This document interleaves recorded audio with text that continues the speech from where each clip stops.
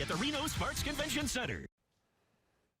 An amendment to the U.S. reconciliation package by Congressman Mark Amodei, which mandates the sale of Nevada's public lands, is sending shockwaves to Nevadans. KOLO 8 News Now's Nick Doyle joins us in studio. Nick, community leaders and advocates say they were caught off guard. Yeah, county and tribal officials say they feel disrespected by the way Congressman Amodei went about the legislation. They didn't know Nevada was up for sale.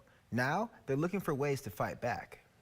On Tuesday at midnight, public landowners got punched in the mouth pretty good.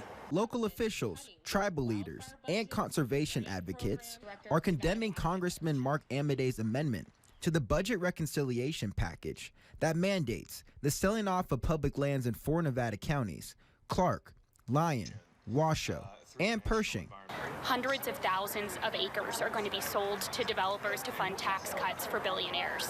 Representative Amodei says Nevada will generate $18.5 billion in savings, which aligns with the president's agenda to limit reckless spending, prioritize more economic development, and mining.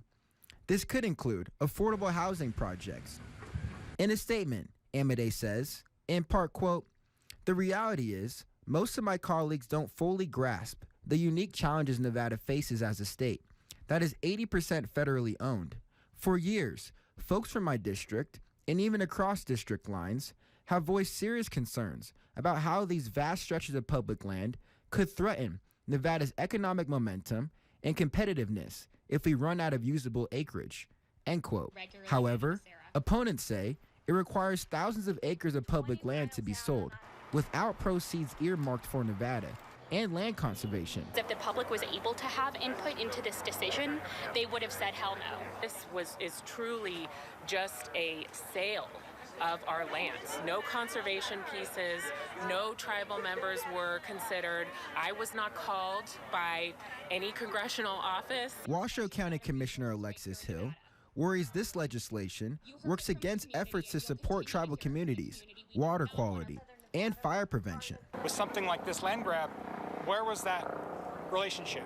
You know, where was that consultation? It went out the window. It waved bye-bye to us, and that to us is probably the most disheartening, because, you know, if there was some way for the tribe to be involved to protect anything, we need to be given that choice. And in something like this, we were not given that choice.